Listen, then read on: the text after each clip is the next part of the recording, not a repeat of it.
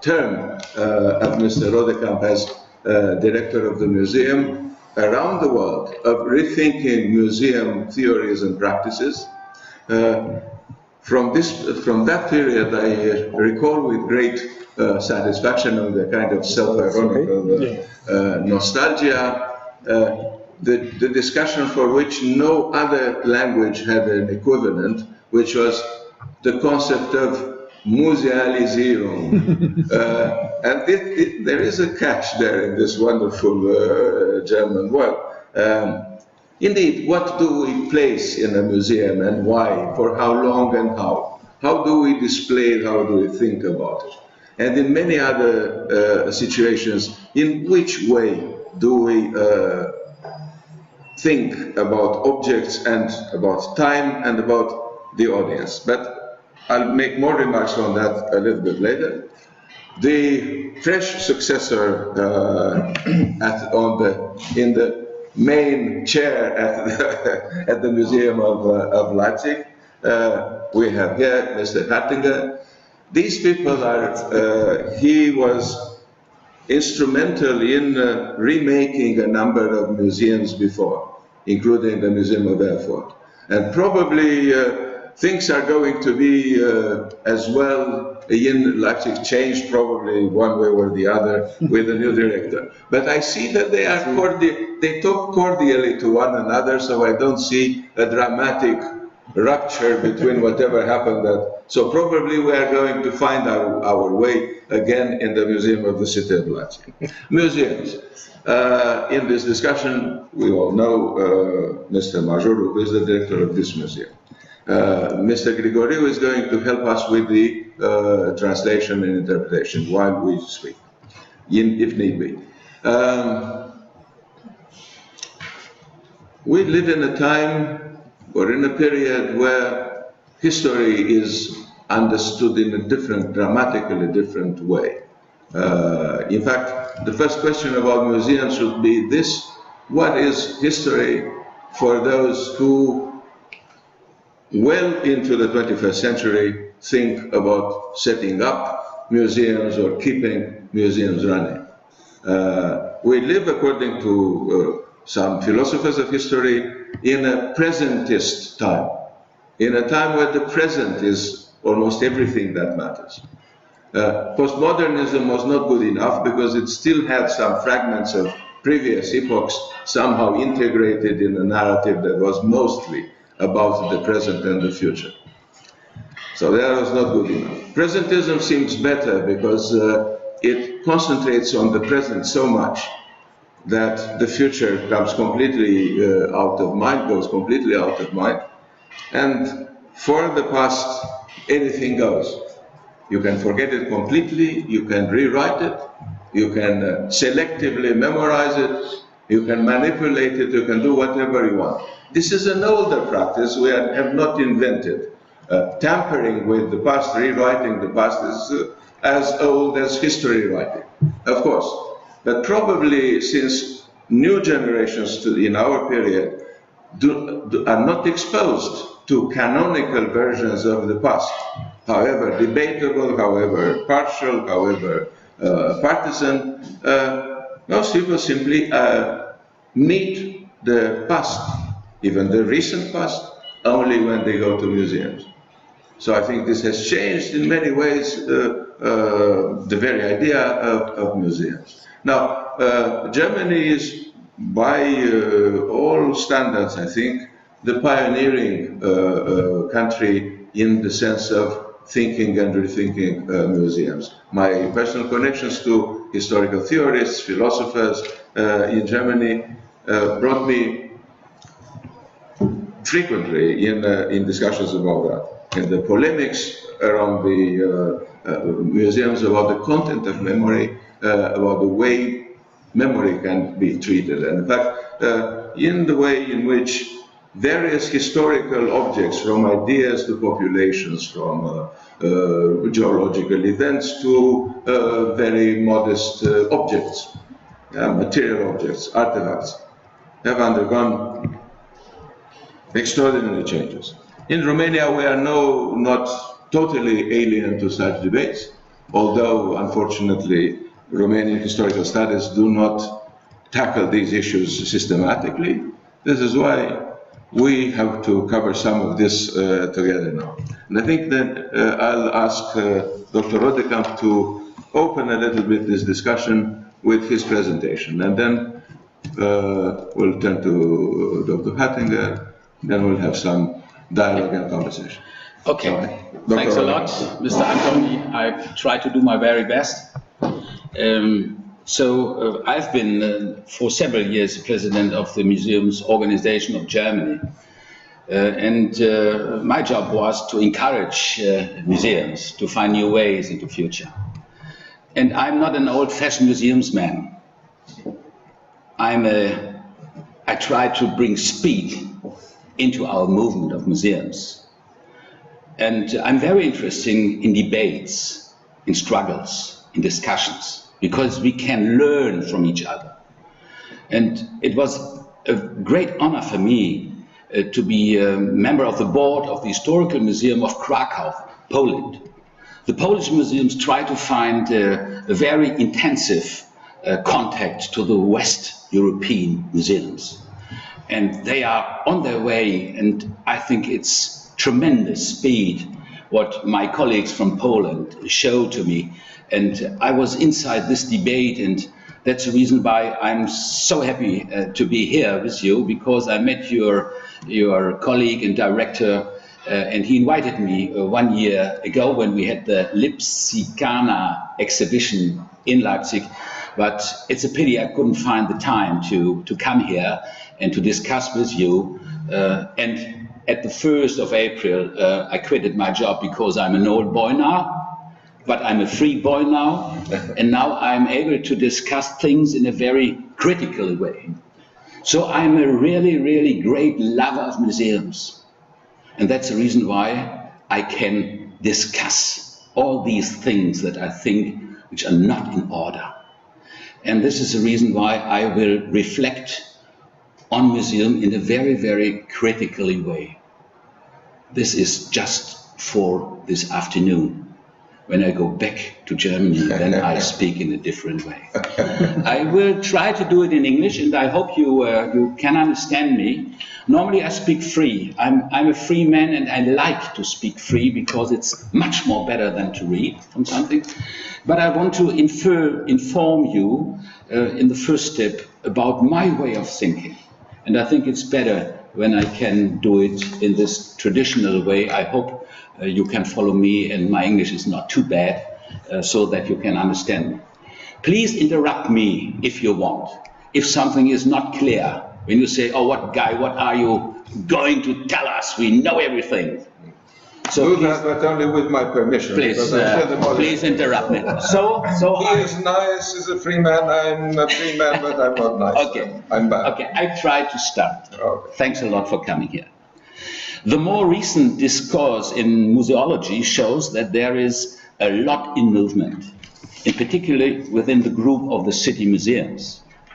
Because of new cultural policy demands, such as involvement, inclusion, participation, and global responsibility, city museums have opened themselves up to the current socio-political discourse.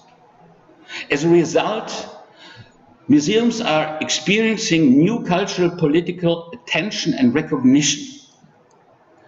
Today, main questions are, how do we shape the future of our city museums in a rapidly changing environment?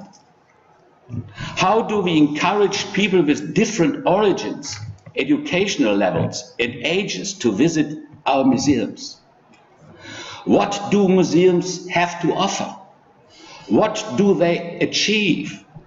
Why does society appreciate and respect its museums? What does a changing society expect from museums?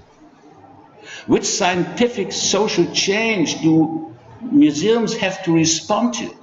How can museums find answers to new challenges? And not at least, how can museums manage to translate their knowledge messages in a contemporary fashion, and which expanded education efforts are required to this end? So there's a lot to do. In recent years, museums have faced numerous new tasks and challenges which are sometimes overwhelming for them, since the museums are not sufficiently prepared for these, or do not have the necessity, experience, knowledge, and structures. However, it is the city's memory that is the first task of the museums, of the city museums today, to use their collections from the past to build bridges into the future. In this context, our main task is not simply admiring, but interpreting the objects and putting them in new context for a better understanding of our audience. The curators are not only the administrators and multipliers of museum collections, but also members of a new creative class permitting individual room for interpretation to the public. It is one of the achievements of our liberated democratic society today that museums see themselves as partners with their audience and as a place of cultural encounters. In this process, they continue to adhere to their obligation for responsible and sustainable collections, the scientific development of their collections through research, and the lasting preservation of their collections. As a result, museums have a central responsibility for protecting and passing on our tangible and intangible cultural heritage and of our natural heritage of mankind. By providing stimulus and initiating a museum-specific, object-based form of knowledge communication, they are one of the intellectual anchor points of our society. Only museums have important collections and original records helping us to find out what forms human culture and, as a result, our humanity. The classical task of education forms museums' second challenge. Museums are repositories and, at the same time, processors of knowledge, helping us to understand how people lived, what their natural environment looked like, which objects they produced to cope with the challenges of everyday life, or which artistic aesthetic vision they had for their lives. The third task for museum is to communicate identity, or, to be more exact, identities. This creates a concrete requirement for our museums because they refer to the past which is understood as our own past. In contrast to the forces of industrialization during the 19th century, the determining forces of market economy during the 20th century, and of globalization during the 21st century.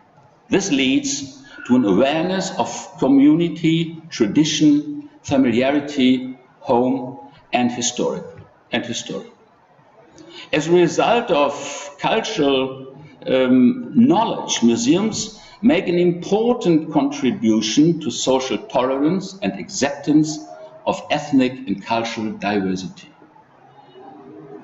How well are we prepared for the change of paradigm which is currently taking place and has moved our city museums from the edge of the center to public interest and of the current social and cultural dialogue? New communication channels have dramatically expanded knowledge and access to information. As recognized and trusted cultural institutions, museums' social function has expanded significantly. They are an integral element of comprehensive communication, education, and schooling system. As a result of the open access to the large information and knowledge treasures found in our museums, it is very clear for me that their social relevance will significantly increase not only in all Europe, but all over the world. Today, more and more people are using the digital information platforms even beyond the classical visit to a museum. I am deeply convinced that museums have to face very seriously the megatrends as well as the social, political, economic and cultural processes of change observed all over the world, which are described by buzzwords such as globalization, digitalization, demographic change, individualization, urbanization, economization, and flexibilization. Without doubt, the horizon and efficiency of museums' work has expanded, as it's proven by several basic features. Seven basic features which, in my mind, are really, really strong. First, the collection, maintenance, and preservation of cultural and natural heritage is one of the founding principles of the establishment and development of museums until today. Museums are institutions of cultural sustainability, and they want to evolve from the responsive to an active cultural policy role. Museums define their collection as their hearts, the scientific investigation of and encounter with the original, forming their unique selling proposition, which needs to be preserved, strengthened, and expanded. Second, collecting and developing the collection of museums are core tasks of today. In addition to researching of provenance of items, the digitalization of inventories also constitutes important perspectives for the museums. The digital development, uploading and networking with their collection and other relevant collections, informations and research results in databases forms an important factor for strengthening the relevance of museums' work.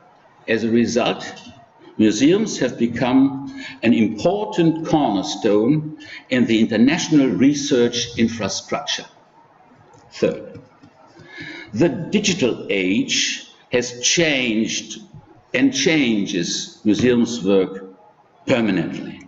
As a result, the introduction of new media has provided museums with edited knowledge and created new opportunities for global networking with information and knowledge areas.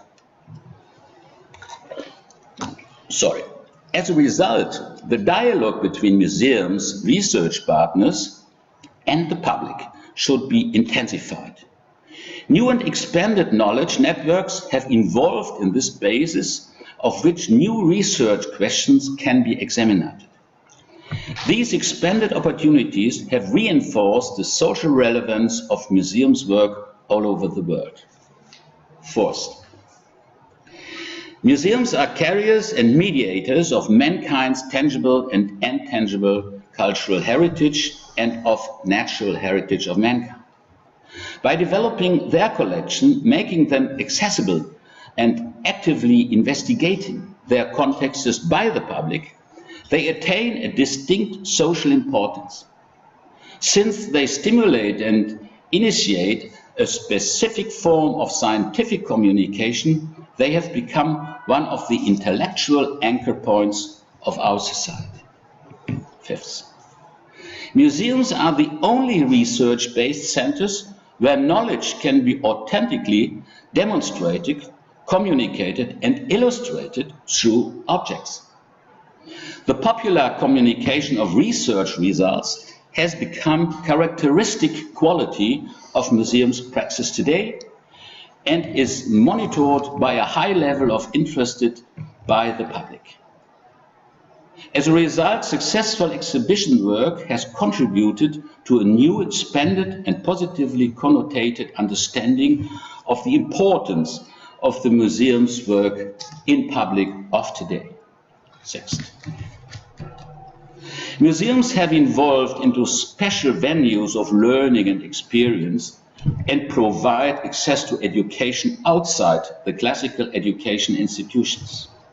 Certain types of research and forms of learning can only be carried out and offered by and with museums. Seventh, with their work, museums are making important contribution to international understanding. In their capacity as places of encounter and exchange between cultures, they contribute to internalization as well as to cultural dialogues.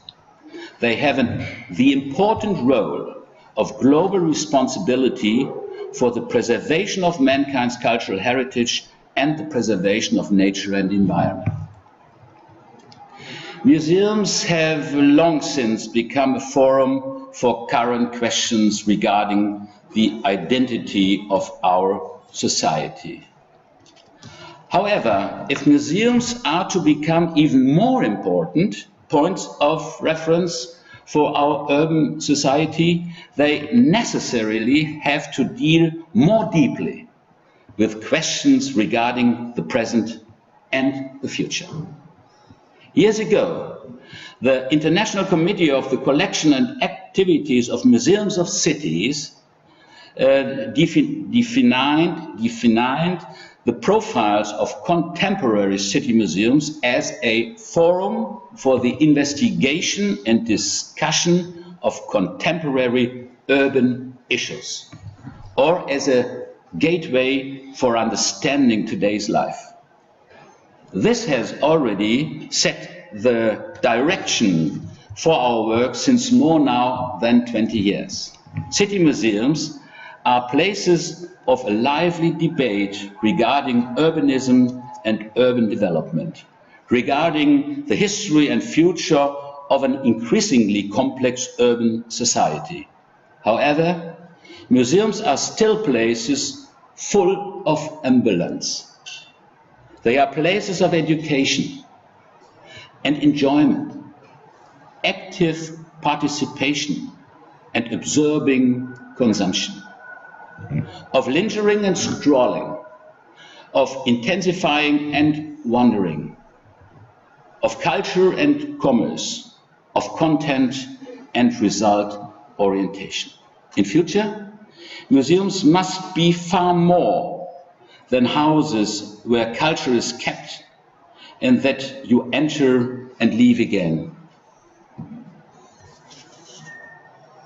Allow me at the end of my lesson some very personal points, remarks, but I have dealt with during my whole life as a museums man. There is no shortage of city museums, but there is a shortage of visitors. There is no shortage of things, but of intelligent questions. And there is no shortage of exhibitions, but of surprising results. City museums need a new and a strong awareness as musée de social, musée de société, which fulfills social functions and is able to help people to better understand our society and consider cultural participation as a matter of course. Today, city museums should respond more strongly to the challenges of globalization in our world by bringing together our knowledge and developing it into a broad, joint knowledge horizon which can be used by everyone in our democratic society. City museums should see themselves as wonderful institutions of public understanding and of science, and they should involve their audience into museums work. City museums should find answers to the problems of democratic development in our society and, in particular, to the question of how to bring the young at heart or younger people into our museums. City museums should expand their presence in the so-called new media, which is not so new because new media came on board since 30 years, and we are not speaking anymore about new media, but this is just old media, but we should better use this, and we should better understand this, especially in social networks, in order to draw the media enthusiastic younger generation attention to the idea of a museum. City museums, and I come to an end, should overcome their elitist attitude and replace it with enjoyable and unpretentious education offerings that people can really relate to. In my opinion, the new concept of museums is very much up to date and even future orientated. Museums are still working tirelessly, but they are facing new and serious tasks. We need museums not only to describe and explain our rapidly changing living environment and make it accessible not in the form of big spectacles, but through emotion and subtle narration. It has rightly been pointed out that history of a city is always the history of the people and their emotions. Showing this in a museum is a wonderful starting point for our visitors, for our audience, because it fulfills their need for identification, visual illustration, and entertainment. That's what I wanted to point out before we will open up our discussion, because there is a lot to do for museum for the future. Thank you very much. This was a comprehensive manifesto. Yes, and using social media, we have just broadcast this to the entire world in English through YouTube. So I hope that more people are going to look into this discussion and think about it. I'd like just to add several things that are specific to our experience in Romania. One, the relative weakness of disciplines that could assist historians or traditional historical studies in their work to set up museums. We lag behind due to decades of censorship and the communist interventions in the structure of the sciences. We still lack the various subfields in the social sciences and the humanities that were very helpful in the making of the new museums in Germany. For instance, there was no such a thing as Alltagsgeschichte, the history of everyday life, before 1989. There was a deep past-oriented ethnographic preoccupation with distant, almost ahistorical past of peasant societies and communities in Romania. Very little in terms of a truly historical examination of this. And then there was a problem with the canonical historical narrative of Romanian national history. Then this includes towns, and in fact it was aggravated when it was about towns, because this historical narrative of the Romanian history focused almost exclusively on ethnic Romanians.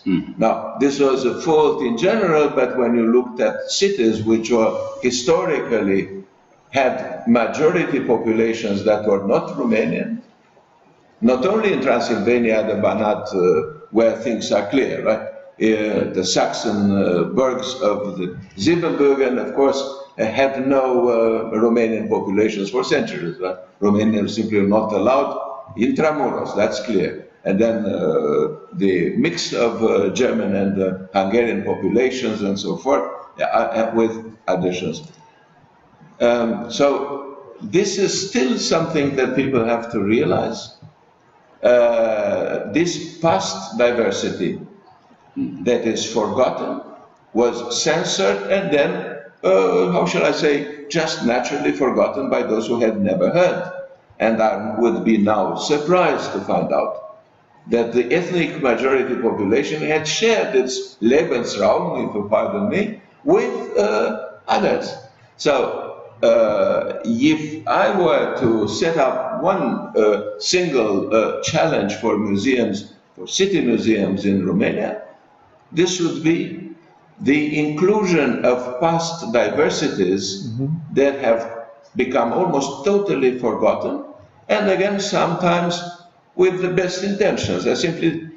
I'll give you just, since you are here, just a few notes. For instance, Turks, they were not very numerous, but active in various ways in Romania in our Middle Ages, which do not coincide chronologically with yours. Let's say up to early modern history, they pretty much could be seen around in every aspect of life, not only when, occasionally cut the head of some ruling prince, but they had other business to do. Okay. Then Greeks. Greeks were a sizable population in the cities of Ciscarpathian, as we stay now, outside the Carpathian Arc, in Moldavia and or Moldau and Valahai. They were omnipresent. They have disappeared. Most of them, they have become Romanians. Sometimes names are recognizable, like my own name, family name, but most of the time, since they derive from first names, they are taken to be Romanian forever. This has almost totally disappeared. Where minorities within the majority group, the ethnic Romanian group, such as, for instance, our closest relatives in the Balkans, they are Romanians, the Vlavos, almost completely forgotten. And then I come to the Jews. Some of them assimilated. Jews in general are here a population just considerably more diverse than in Germany, considerably more diverse in terms of their origin, in terms of their religious attitude, in terms of their activity, socialization. There is only one opportunity which you don't have in Germany. Our rooms in the future, or in the Museum of the Future, for incoming recent immigration populations are empty. Nobody comes to Romania. We have absolutely very little in terms of immigration. So, in fact, we will have a kind of light culture, which has been somehow generated over decades, so people could more or less relate to. So, again, those rooms are still empty. There will be, maybe in 20, 30 years, a new conferencier will have to take that into account. Now we turn to Dr. Hartinger, and we let him speak for however long he wants. I do not do a percentage, a pro rata allocation of time. You were director for 23 years, he just for a few months. I'm not that cruel. Thank you very much for the invitation to contribute here, and also for the wonderful room here. Before I start, I would like to tell something. I was very touched by the historic piano because I have a past as a musicologist, and I was also director of a museum of musical instruments. And this is a wonderful Leipzig instrument. It's a Blüthner. It's a Blüthner piano from the maybe 1930s or so.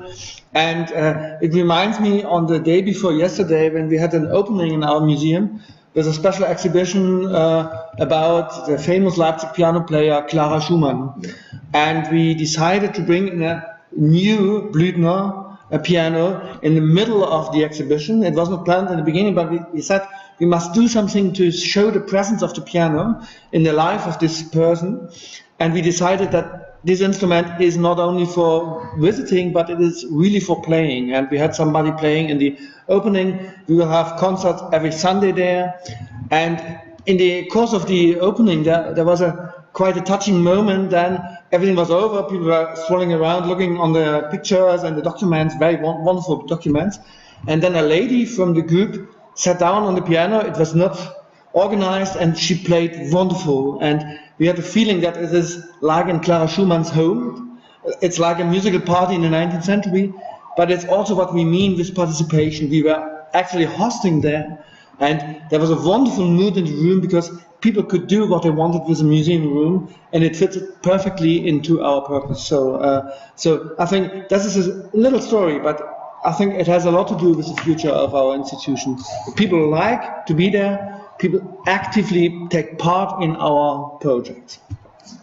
Yes, before I join the discussion with a few remarks, let me make some preliminary words. The first is, just in the moment, I'm so busy with the Museum of the Present that's not easy to find enough time and concentration to deal with the future of our institution in general, and especially with the museum I have the pleasure and the duty to take care now.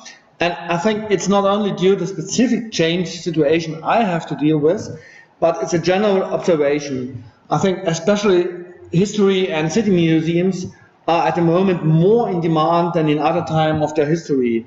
People expect us not only preparing spectacular exhibitions far beyond our budget, but also lots of new events, and they expect even the transformations of our traditionally a little bit exclusive houses in open spaces and shared places. We have at the same time to deal not only with the conservation and scientific exploitation of our collections, but also face discussions about their provenance and the real ownerships. Individual persons, historic societies and town councils expect us to give advice and expertise in the field of memorial culture. Others claim the delivery of copies in real time and for the lowest possible fares. We have to provide complex educational programs for different groups of visitors, and have at the same time to look for new sources of funding and completely new patterns of public relations, and so on. Some of these challenges have indeed a lot to do with the future of our institution, but they constitute a growing daily workload, which combined with the needs of an omnipresent bureaucracy makes life at a museum really stressful at the moment, and consists a huge task to deploy personal, financial and time resources for the challenges of the futures. I think museums are a mirror of society. As these societies run through a period of accelerated transformation, museums also face completely new challenges and I can only echo what Dr. Rodekamp said, are not really prepared for these challenges in terms of the number, qualifications, and sometimes also the attitude of their staff. The second preliminary remark would be the conference is about the future of the museum, but there are maybe different futures and maybe different museums, and I think there are many ways to happiness, but also many ways to ruin the institution. And I think every museum, every city museum, every type of museum has to find its own way to future and has to look what is the real best way for the house. And it can be very different even in one town, but also in a country and worldwide. There's no one way, there's no one future. And the third is everything, and it's a simple observation, but sometimes we forget it. Everything we are discussing here today is based on the silent precondition that our societies will keep on track on a mainly peaceful and democratic way, and will in any way master the challenges of climate change, demographic change, and informational change. And nothing of these things should we take for granted.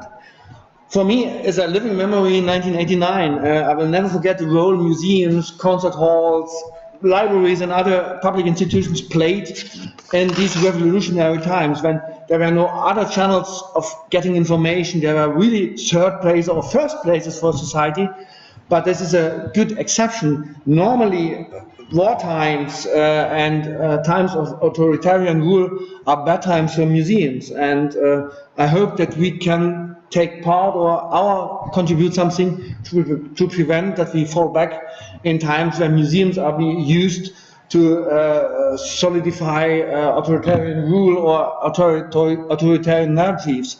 That's what we just observe partly in Poland and in Hungary and other countries. It can be very quickly, and then we are in a completely different future discussion. So this set aside, anyway, is there a future for museums at all in the next, say so, 10 or 15 years?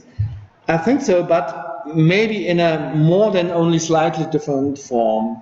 And just to make it clear, I don't talking about now about exhibition centers, white cubes, Kunsthallen, where you have easily exchangeable programs. You can have a Picasso exhibition in Norway and a Munch exhibition in Spain. I think these kind of museums will have their success, but because they fit very much the demands of a young urban hipster population. But what we are talking about is history museums, museums which are defined by their collections, by their identity, by their roots and the relations to their community. So, and this is a much better situation in many ways, but it's also a burden because collections are wonderful, but they are also sometimes a burden and sometimes really heavy to bring in modern times. Yeah, what are, in my opinion, the 3 pillars of future success? And I think the first is authenticity and the hour of 3-dimensional things. And I mean this related to buildings, because many of our buildings are historic sites, are maybe touristic sites. I think about the Monument of the Battle of Nations in Leipzig. I think of the Old Town Hall in Leipzig. This is a great advantage, and we must exploit these. And of course, as Dr. Roderin told us, the objects. The specific identity of museums is that we don't only tell narratives, but that we have these objects, that we can bring them in and that we can fascinate people if you present them in a right way. The second is digitalization, of course, and that does not only mean our collections, that we have the duty or that we have to digitalize them, but we have also to accept the digitalization in terms of public relations, in terms of tools for pedagogic things. It's a totally new challenge. And the third one is participation, and that does not only mean inviting people to a guided tour.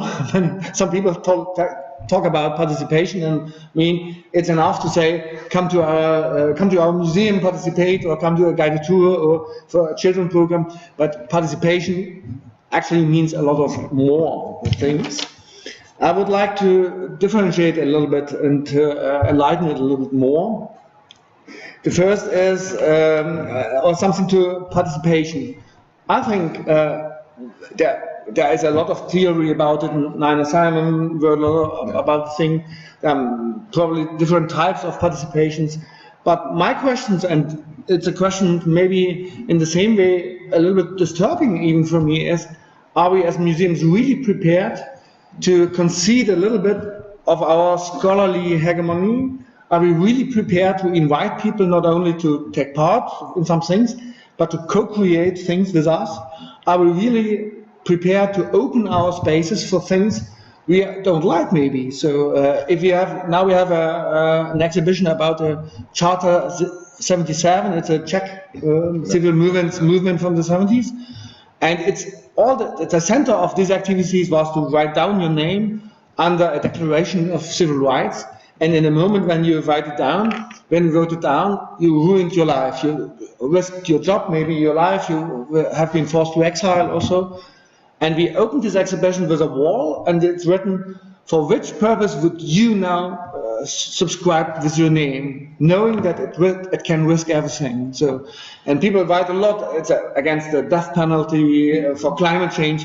But some people write really nasty things there, and then other people are commenting these things. So, and this is not only nice to read these comments, but we have to stand this. And if you really open us, then we have to take it into account that it can have consequences we have to deal with. And in the individual area with shitstorms and everything, even more. But nevertheless, I think we have the duty to see these, because the community of our towns is our real employer.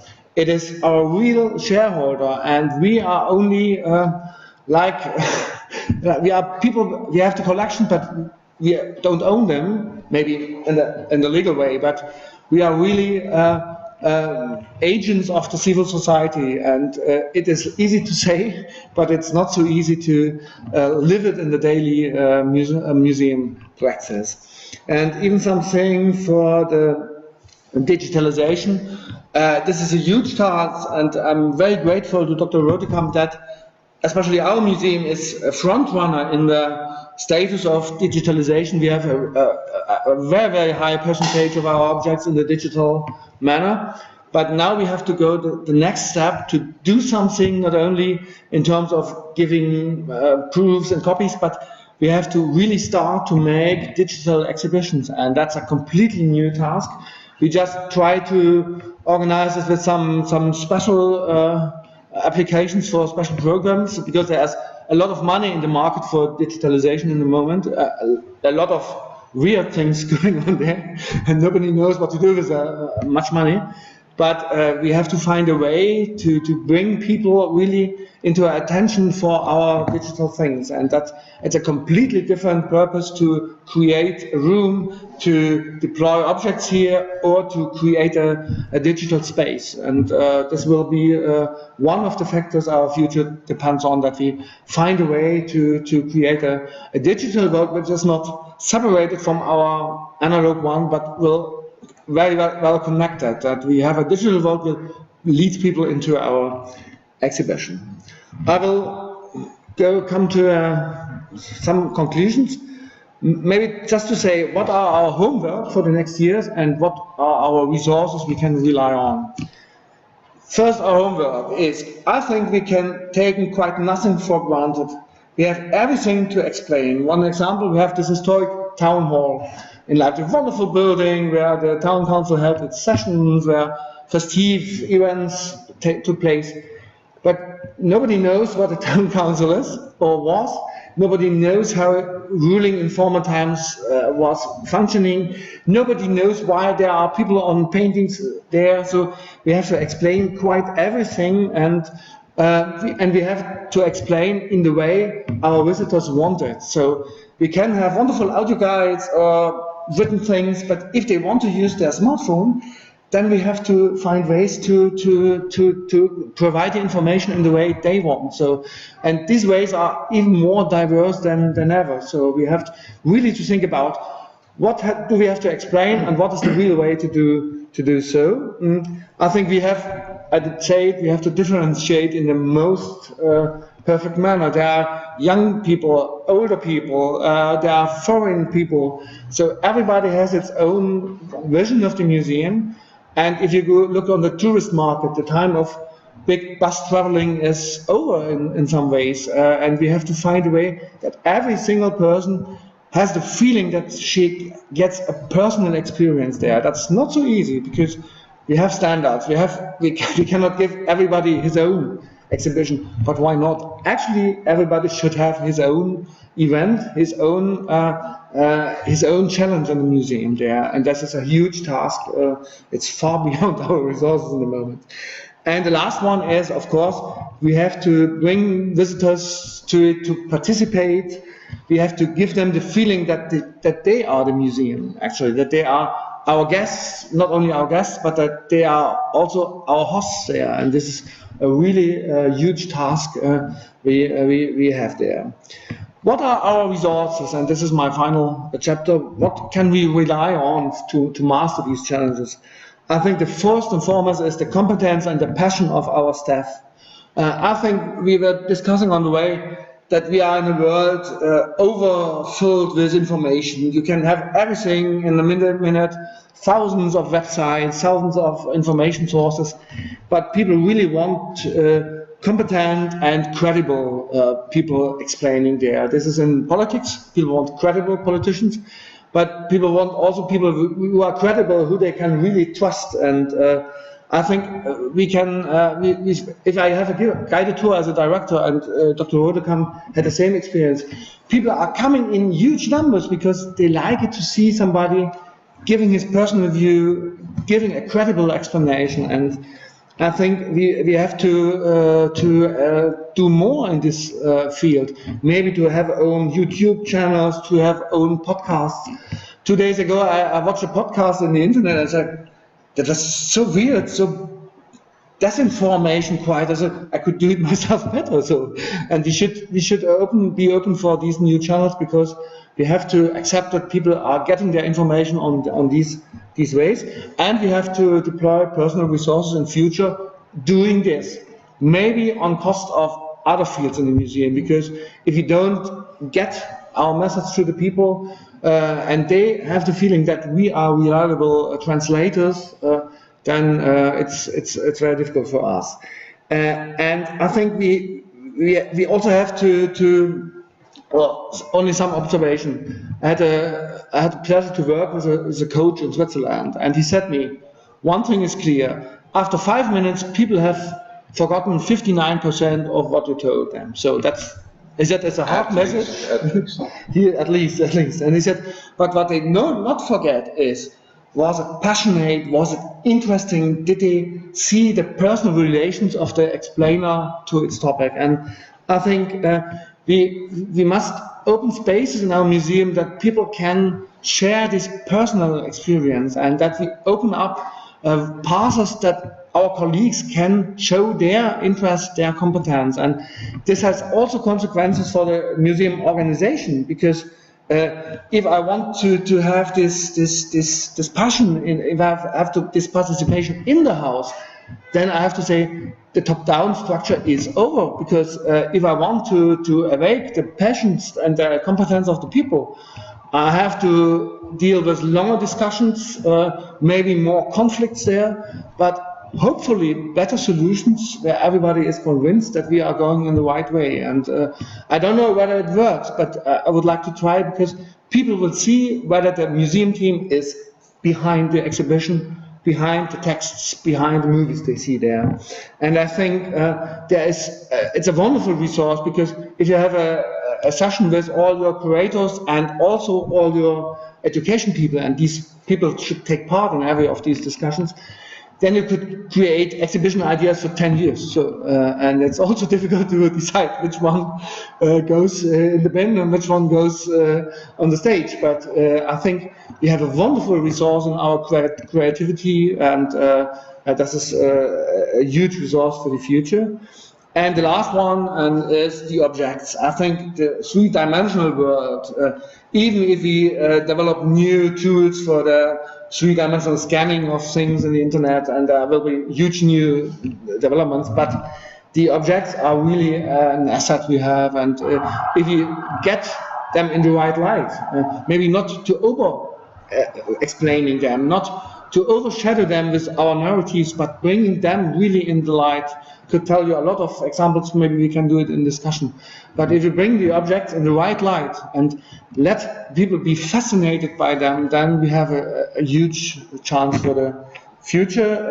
And I say, and that's my last sentence, this presentation of objects should be in a very playful way, because people like to play.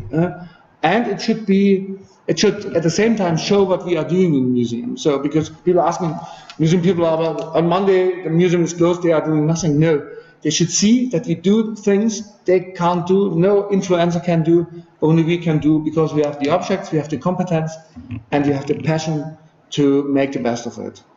That's short. Thank you very much. But Manifesto Part 2, so Yes, obviously there is continuity in thinking at the City Museum of Leipzig, and that is the good news. This has also been, let's say, a more mundane oriented, a more, pragmatic approach to what actually is going to happen today and in the next days. One word caught my attention, especially in that word was the B word, budget. I'm sure everybody shivered in the audience at the City Museum of Bucharest, precisely because that the budget has been cut tremendously by the administration of the city this year. And we have hopes that somehow this can be remedied even shortly as we speak. Now, I think we should now proceed and ask Dr. Majorul to make his presentation, and probably our interpreter, who was invited here on the erroneous warning by Mrs. Blum from the city administration of Leipzig that you wouldn't speak a word in English. And very nice. No, I didn't. Okay. Now he will finally have It's fake news. Yes, absolutely fake news, which is delivered to me in a specific one short message. It's not about Hollitzer, which is accurate, but about some fake news circulate everywhere. So the interpreter probably, I'll ask Adrian Major to speak Romanian, and finally our interpreter will find his way into the ears of our two. Now, for Professor Stefan Treubst from the University of Leipzig, he will recognize definitely the Slavic part of the Romanian language and the Latin. The rest I'll do a summary, an executive summary for him afterwards. Okay. And I'll ask him to make some comments in the end as well. Adrian Major. Well, Director, thank you very much for your coming, because I'm a director almost 5 years. I'm speaking 5 minutes, no more, but my choice is Romanian language because, not because Brexit, but Mr. Grigoriou could be said, hey guys, what can I do here? Well, yeah, this is going to be the longest lasting legacy English language post-Brexit. Este foarte clar pentru noi că ceea ce s-a discutat aici în mare parte Es ist sehr klar, das, was hier besprochen wurde, Sachen sind, die wir schon kennen, mă refer cu precădere la colegii mei, dar și Ich meine hier meine Kollegen, la aceia care sunt alături de noi de foarte mult timp. ich meine auch die, die uns helfen, unsere Mitarbeiter. Ce am mai fi de spus ar fi următorul lucru din punctul meu de vedere. Was ich noch hinzufügen will, De foarte ist mult am folgendes. întreb ce este acela un muzeu, pentru că Seit este Jahren locul frage ich unde mich, și was peste mine ist trec ein ani, Museum? vorbim Denn împreună. ich werde älter, die Museen werden älter. Este foarte interesant căci cu o astfel de entitate Es ist poți să faci foarte multe sehr lucruri și să interessant, dai man kann orice formă viel dorești, mit dar einem toate Museum o machen. ficțiune. Man kann ein Museum umformen. Ein Museum ist fast eine Fiktion. Juridic vorbind, ca latură subiectivă, un muzeu este Juridisch ficțiune. gesprochen Dar oamenii nu sunt. ist ein Sunt Museum oameni care lucrează stabil, aici, aber die Leute sunt sind oameni nicht, despre das sind care Leute, die hier povestim arbeiten, în das sind narațiunea noastră Leute, muzeală. über Sunt denen wir obiectiv. sprechen. Das sind objektive Leute. Și ce am observat la oamenii care au fost și la cei care Was ne habe fac ich social. festgestellt?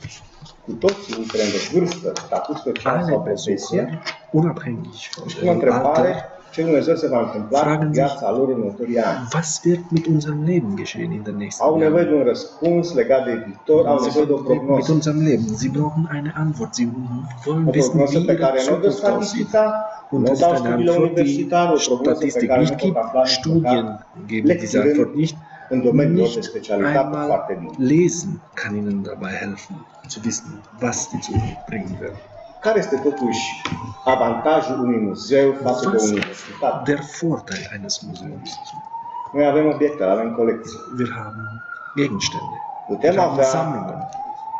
o narațiune academică, Wir können eine Narration demonstrând fenomenul akademisch, istoric cu wir ajutorul können obiectelor Geschichte erklären mit Hilfe der și Gegenstände. adăugând, prin asociere de idei, Und ce urmează să se întâmple cu wir noi. können Leuten auch ein bisschen helfen zu sehen, Indiferent de was mit subiectul uns istoric geschehen abordat. wird, unabhängig vom geschichtlichen Gegenstand.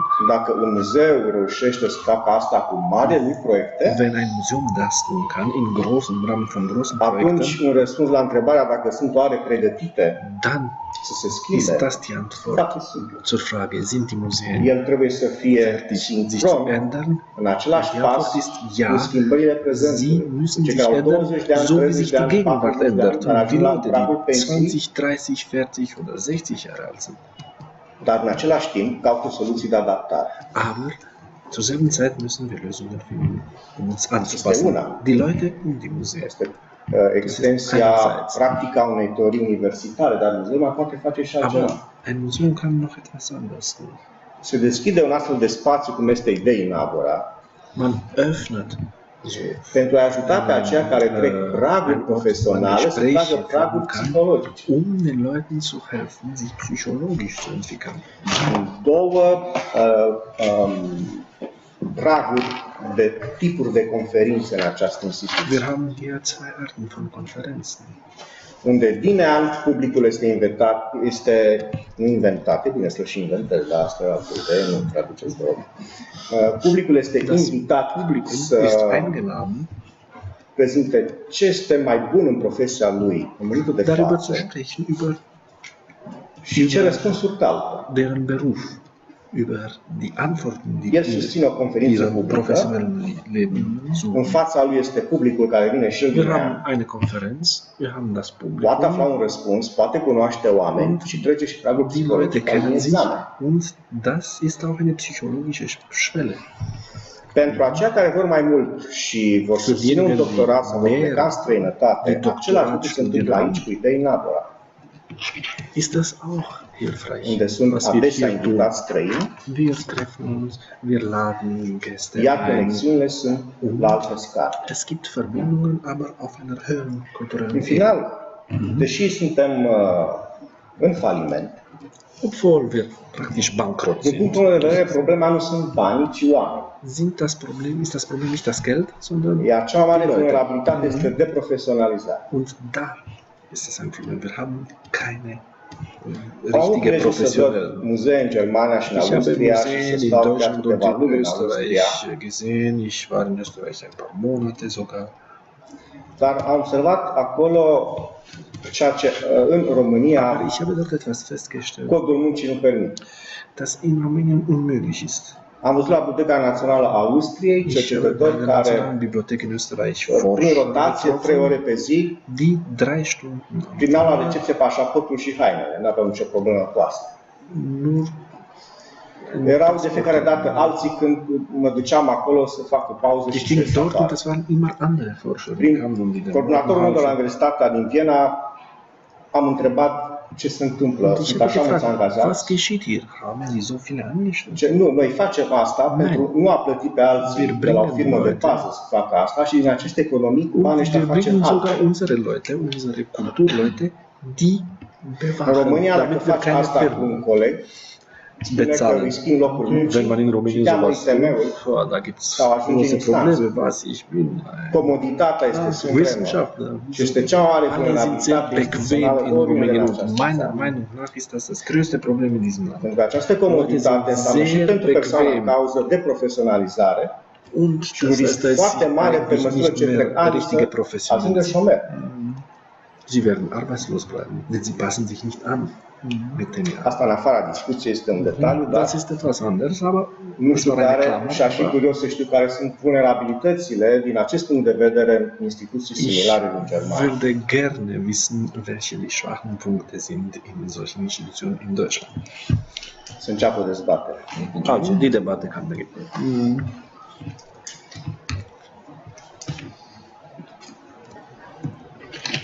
Wenn Sie wollen, können wir Yes. Punkte. So, lack of money, and engagement of the people.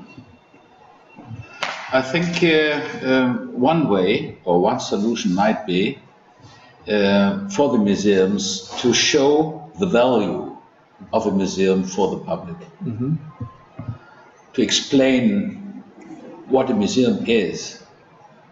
What is our daily work? Why do we do it? Why do we need it? And try to find an increasing number of people from the public to engage themselves in our practice. So there are different ways. There's on one way, we are discussing how can we manage to bring more knowledge into the public, to engage people who are interested in knowledge, to work with us together, that they bring them in with their knowledge. This is one part. The other part is it possible to allow normal people to become part of our staff? So invite them to come here maybe one day per week and to do a certain part of a job. Museums lovers, for example. So if we create an atmosphere in museums which is really wonderful, which makes the people happy, then we might be able to encourage people to come and to bring them in to their daily work, for example. Even elder people, even the youngsters. Right. No. It's not a question of age, it's a question of responsibility. And we have, and I think this is a challenge not only for museums, but this is, so we are discussing what's happening in our society now, because I spoke about individualization. Everybody is just doing only things he wants to do. On the other hand, they are thinking, nobody wants to work together, everything is lost now, there's no community anymore. So I think the people of today, they have a lack of feeling of a society, Yes. what holds us together? Why is it wonderful for us to meet different people? Why is it equality Yes. to organize open discussions with different peoples? I don't know. Because such spontaneous forms of, let's say, coming together exist in Romania as well. Yeah, but there you is have a to kind of invite the people to dissatisfaction. come. There is a lot of course,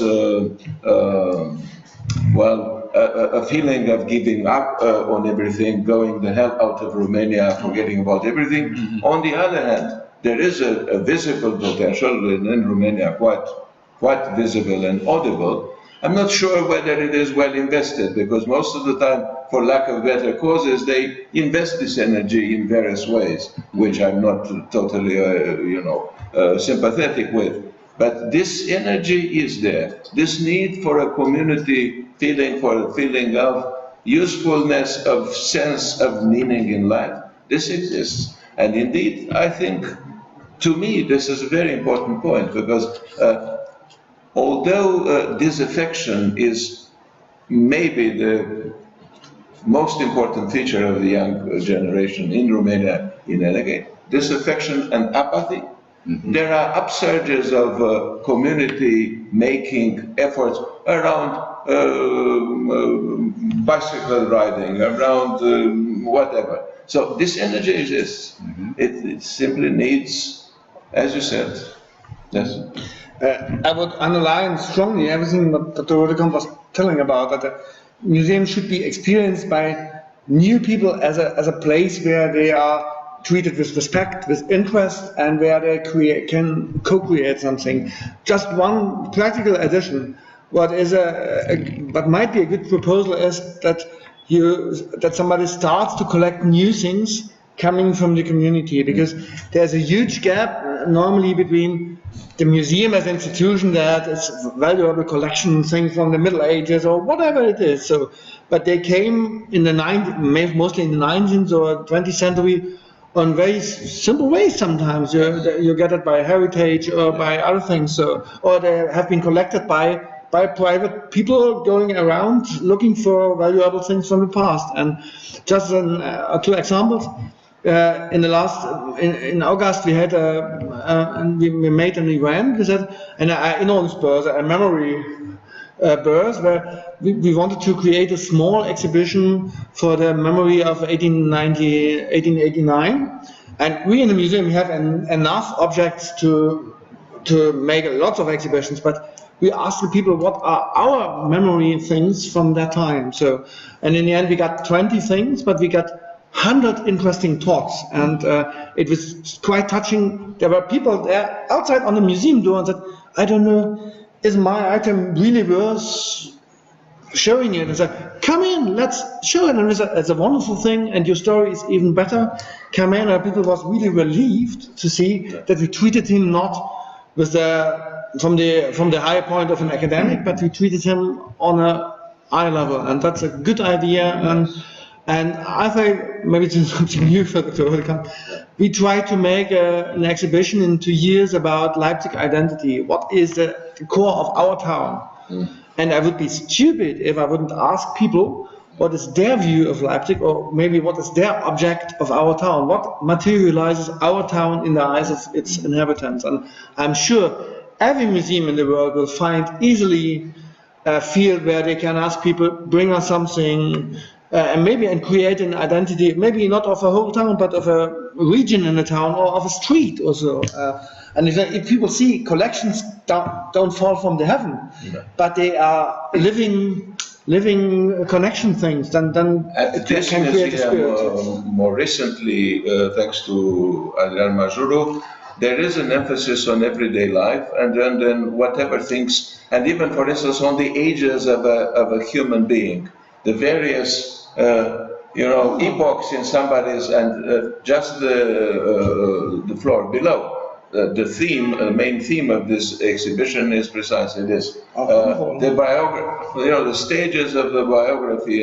It is historicized. It is something to do with older periods of time, but it's also presented as a subjective experience of how one progresses or regresses through one's life from childhood to old age. So there are exhibitions about, let's say, favorite pastimes, listening to music, to what kind of music, when, under which kind of tools. So this exists and is done. Not everywhere, but at this museum it is done. The way I perceive it is that somehow this wall of indifference should be broken by engaging. Well, they are also doing things with school children and then to a lesser extent with students. The problem is how to break this wall of indifference and bring these people who are would be almost on the on that threshold but unable to go in and be a part of it. I think this because back to Museali Zero. Yeah. Because the idea is what in God's name can be actually considered displayable in a museum? What is worth showing to the other? And it's true that one little item that was banal, ubiquitous 40 years ago has become such a rarity that people... My own experience 30 years ago in Germany with history was that, while studying history theoretically, was in the window of a bookshop where they had this, that is last year's personal computers on exhibit. 30 years ago it was the beginning of personal computers. And it was shocking to see that the last year's model looked so old that by comparison a fossil would look almost contemporary. So this speed in the way objects age and become obsoleted in every way, and they are reinscribed historically through this biographical itinerary of every and each of us. That was quite, made me think of the in Germany, of course, in many ways, these museums of recent history, in Berlin, everywhere else in Germany, in Leipzig, they are, I think, a way of responding to this very question: was my life worth sharing with others? Have we lived, because we live in Romania through a period where we didn't have a time of goodbye Lenin separation from our distant past. There have been some movies and some novels, but they were done for export. And they were appreciated abroad. They received at Cannes the best prizes for whatever happened in a kind of goodbye Lenin, in the famous film, in this kind of self-ironic but light-hearted distanciation from the past, which is in many ways wrong. In some ways it's just because it is engaging. But we never had a light-hearted separation from the past. The past is still haunting us in many ways for various reasons: political, clanic, underground continuities between whatever happened before 1989 and today. These are societal problems that are not resolved. And it is, from this point of view, very difficult to historicize the recent past, since it is omnipresent in so many other ways. So it takes a certain, how shall I say, capacity to distance oneself from one's own biography, those of us who have lived before as well, and then for the biography of the closest persons to us, and somehow place it on a debate. The other thing with which I close, our intellectual debate in Romania is almost completely dominated by a form of neoconservative American neocon with its provincial variations, of course. But this kind of thing, there is no. This means that through such an attitude towards recent history and the present, the social problems of people and the human biographical problems of people are from the very beginning evacuated, refused. So it's only the grand narrative of this, Zoroastrian fight between the good and the bad, that is the left and the right. And this is so hegemonic that there is very little room in it, in this framework, to place ordinary lives, which are not about living the life of an athlete of the good or of the evil fighting with the other, but rather about survival in times of dire straits and ambiguous, ambivalent situations. To this, we have been rather successful from private initiatives to state-supported, poorly supported initiatives at historicizing the anti-communist resistance from the 1950s, the prisons, the this and that. That was probably the only sustained effort to memorialize and musealize from the recent past, whereas the everyday life was always considered to be not worthy of remembering, not worthy of telling to the others. This impossibility of talking about oneself in time, or about Opa war or war not, war nicht ein Nazi oder ein Kommi. This is the situation. It's very difficult to have narratives, even egoistoire narratives, self-biographical narratives about the recent past, because they immediately are sandwiched by this cosmic fight between good and evil, which reduces everything to this kind of binary Manichaean oversimplification of history. But just to answer, but that even more describes the need for very concrete microhistory, exactly, because you have always these narratives, even in East Germany, everybody, the official narratives, 1889, wonderful story, wall breaking down, everybody was happy, the demo came, everybody, but in fact the stories have been very difficult.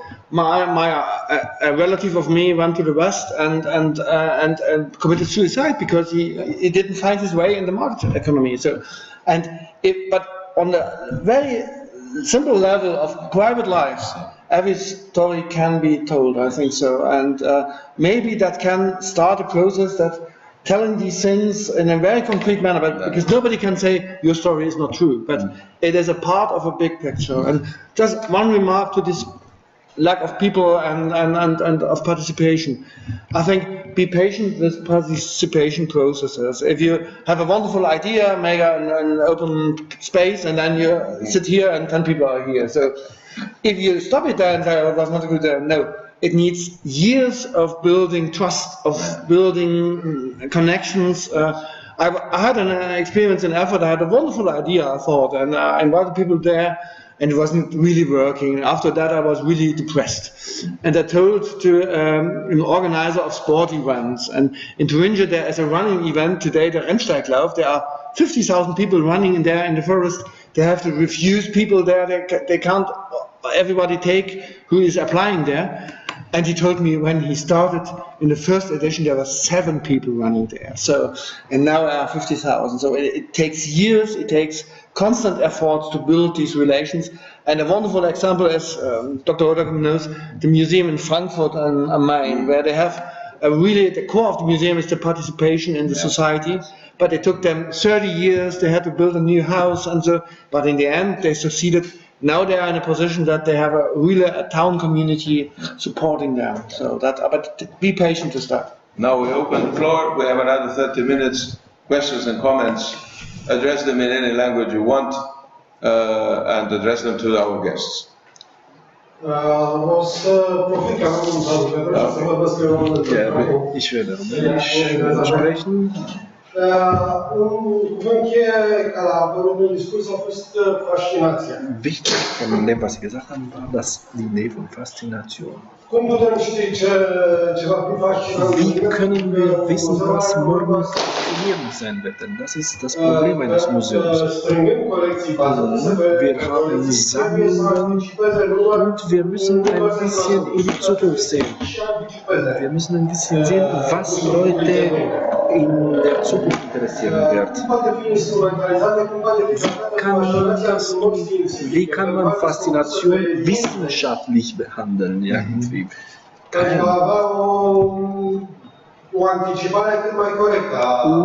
So gut wie möglich zu wissen, wie sich der Geschmack entwickeln wird. Und die zweite Frage? Die Narration. Wir sprechen im Museum, wir haben eine Narration, wir haben eine Erzählung. Sie müssen eine gesellschaftliche Orientierung haben oder nur eine Widerspiegelung des Geschmacks des Publikums. Was denken Sie darüber? Mulțumesc. First question, fascination. Yes, there is an old theory. What do you have to develop a very successful, fascinating museum? This is very easy. You have to have an outstanding painting, Picasso, or better, the Mona Lisa. Yes. So you have to have one really outstanding item. Second, remedy. You have to have a place which is really outstanding and fascinating and great and impressive. Third element, you have to create a very agreeable atmosphere to bring emotion to the people. And the fourth element is you have to tell a really fascinating story about what you show. If you have these four things, you can be sure that you can create a very successful museum or exhibition. But everything has changed. And it's not so easy anymore as it shows. The Louvre will stay at the end of this century as a very outstanding museum, for sure. And millions of people will go to Paris to see the Mona Lisa, for sure. But that's not our task. This is not our challenge. This is not our type of museum. We are different. We are different. We have to serve for a city public. We have to inform them where the story started, what happened all over the times, what made us to how we are today, and in what way will we go when we proceed.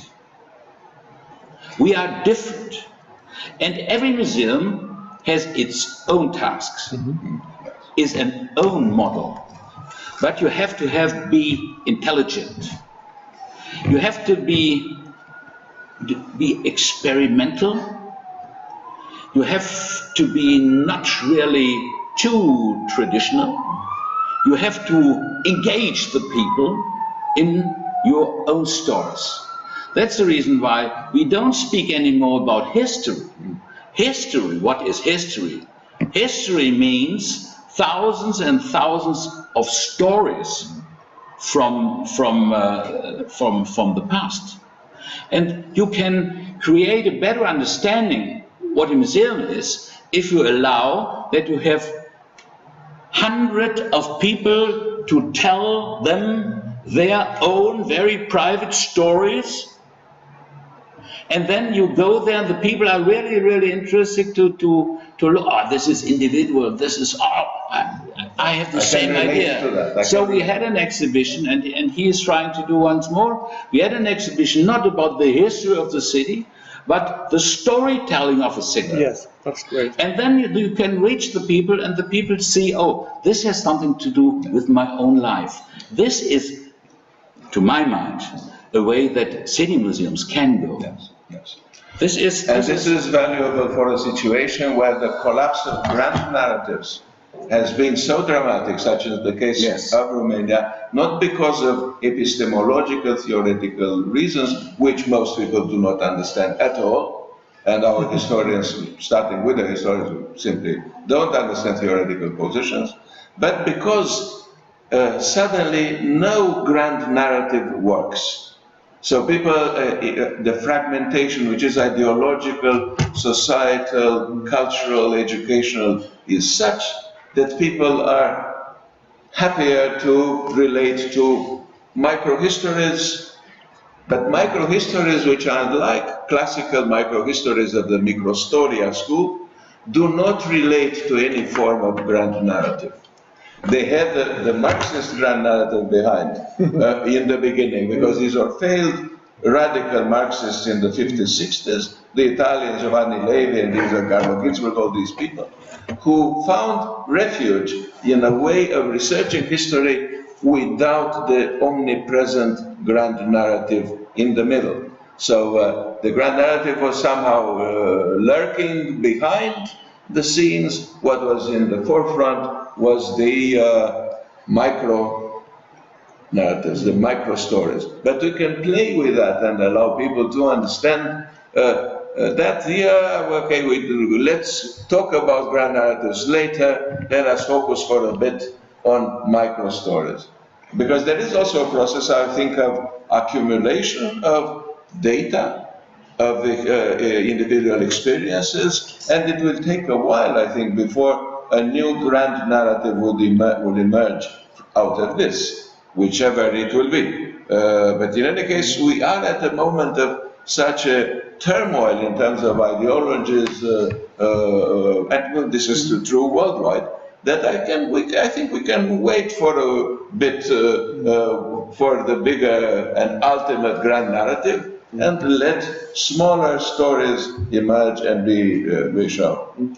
Yes. Just a remark, I think it's a very important point, because the crackdown of the grand narratives is visible, but on the other hand, I think populist politicians try to create new ones, and they are not so unsuccessful with that. And on the other hand, we have these personal stories, and I think it could be a great idea of the museum that we don't create new great narratives, but maybe we can find common ground in small stories. So because people in the community, and this is a political sentence, they have to find common ground, because if everybody has my interest, your interest, his interest, my story, your story, so it is redundant in the end. So and we should find a way, maybe to say, for a difficult period in history, maybe the common ground could be, it was a difficult time, everybody suffered here, maybe everybody has its share in the tragic and in the joy, but we find some common ground. And because museums can't heal the ruptures in the society, but we should try to bring people together. That's the idea of a third place, or one of part of the third place idea is people talking to each other they normally would not meet, or they would normally talk their stories to other. And I'm sure that you see it with Zeitzeugen, with people having witnessed historical events, maybe on different sides of history, in different armies. In the end, it is possible. We have it in the Kappa House in Leipzig.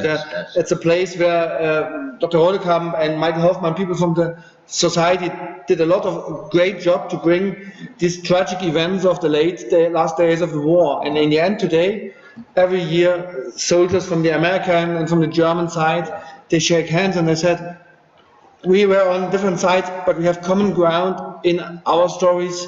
They overlapped, and we should not stop it. That's my hope, because we should not stop trying to find common ground. This, of course, has to somehow coincide with an effort by historians, by professional historians, to do in universities, research institutes, and schools pretty much the same thing. Whereas we are still disputing very rudimentary, very crude forms of grand narratives that are still being fought out or played out in every situation on the very left. Sometimes these grand narratives are, of course, used in order to cover up the real problems of current societies. You mentioned the populists, but all politicians, one way or the other, have to be populists in their best moments, because otherwise they wouldn't be elected, re-elected. They have to invent. The oldest documents in history, Hammurabi, Monumentum Antiquarium, they are cover-up operations for the real story. Exactly. Very successful. We only know the successful ones. Further questions and comments?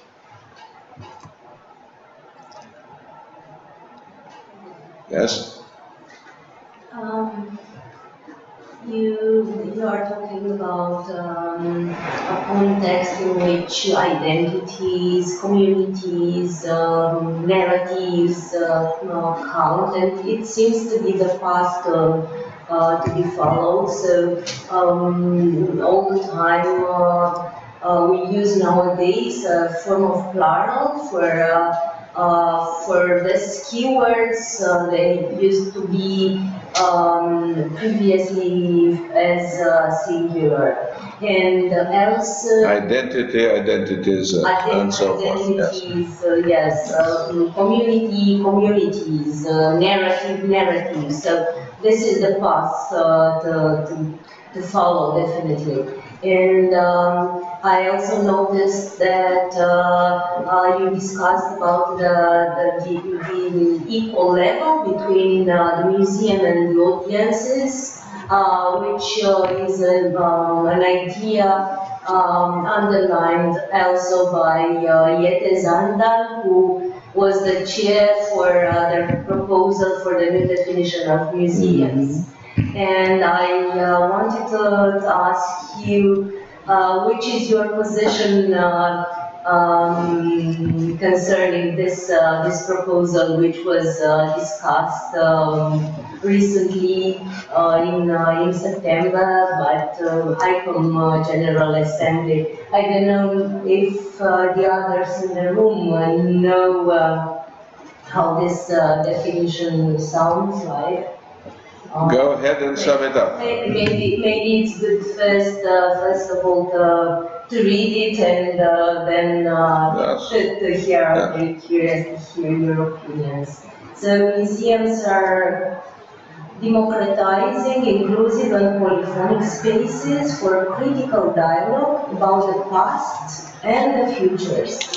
Acknowledging and addressing the conflicts and challenges of the present, they hold artifacts and specimens in trust for society, safeguard diverse memories for future generations, and guarantee equal rights and equal access to heritage for all people.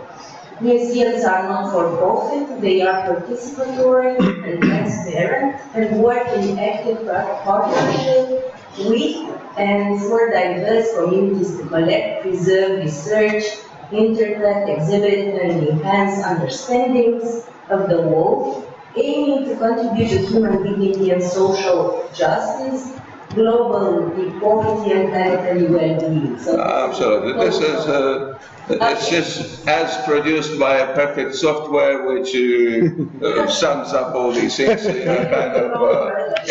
It's the first thing a software about museums would do. Yes, but this is it. That is it. You see, it's really complex. Already. So I try to transform it in my own words. For me, museum is a school of democracy. so we can learn that history does not come from God, sondern was made by us, or our fathers and mothers. We are the result of active planning and doing of the generations before us. With all these problems they produced, with all these intolerance and disgusting, what we see in history, the murdering and something like this, these ideology and all these disgusting things we know from, especially from the 90s and especially from the 20th century. We have to reflect this. We have to open up our minds.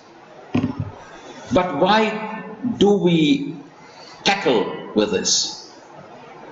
I'm convinced that we should do that very intensively, everybody, so that he has a clear, open mind of himself and what is the responsibility for the future of our society, which lies in our private hands. And everybody, people who work in a museum or everybody who goes into a museum, has an own responsibility. And our consciousness and the school of democracy is able to bring the people to reflect what is our responsibility for the future. That's on one hand why museums are so necessary for our development and for our future.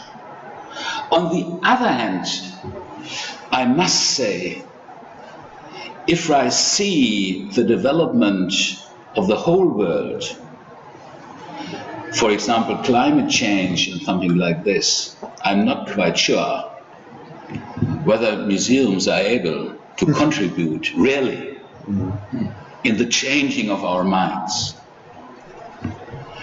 So you can be a good man or a good woman without being once in a museum. So we should debate what we are doing here. Yes. On one hand, seriously, on the other hand, but very open. And so we do it while we like it to do that. But I think, so I can reflect on a world in future without museums, and I wouldn't miss them when the future would be better than our presence. Yes. Think about temples and churches, life seemed to be unthinkable without going there, at least daily, if not weekly, and then things have changed. Museums are running the way, as it's said in classical English literature, the way of all flesh, no? And the way of everything human, that is, towards becoming obsolete and then finally, how shall I say, irrelevant. There will be a museum for museums, or a museum for the idea of, in the future, maybe there will be such a thing as a collection of various ways in which, because museums, as that would be a museum of fruitful failing, and that would be very exactly. That I wanted to mention in the beginning, the fact that the regime of historicity, with this notion that François taught, in which we live, is responsible for the way in which we conceive of time, first of all, of temporality, of the historicity of things, of the transient nature of our ideas, our human beings, and so on. But that is not a bad theme for a museum, in fact. A place where people would be reminded of their very transient experience and the very historicity of their experience, and yet they would be able to identify something that makes us human, irrespective of historical, cultural, societal conditions. Maybe something residual is still there once everything is lost or transformed, that keeps us running as human beings. I think we are about to ready to close here. I would like to thank Dr. Hodekamp, Dr. Hattinger, our dear guest from Leipzig. Another dear guest was there, silent in the back one, and the back, Professor Stefan Treubs. I would like to thank our interpreter, you, and tomorrow evening at 6 p.m. we have a final round of discussions which will be about the peaceful revolution of Leipzig, and I hope we shall meet again, all of us. Before that, there is the opening of the exhibition at Palatul Suțu. Probably we'll be together then. So thank you very much. Vielen Dank, herzlichen Dank. Gerne. Sehr gerne.